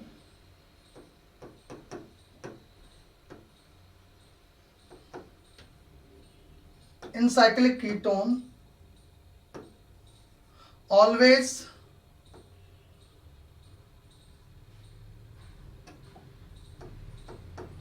E enolate, 100% E enolate हमारे को मिलता है।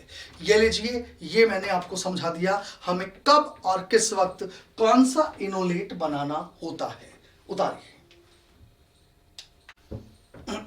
बस, ये अगर आपको पिक्टोरियल ध्यान है, ये आज की क्लास का सार है, सार, जिससे हमारे को ये पता लगाना है कि कब और किस वक्त इनोलेट कौन सा मेजर बनने वाला है, करेक्ट। तो हमने एक चीज देखी कि कब और किस वक्त इनोलेट कौन सा बनेगा, मेजर Z बनेगा, E बनेगा, ये किस किस पे डिपेंड कर रहा है, जरा आप लोग देखेंगे। देखो इधर ये ऑक्सीजन है, ये Y है,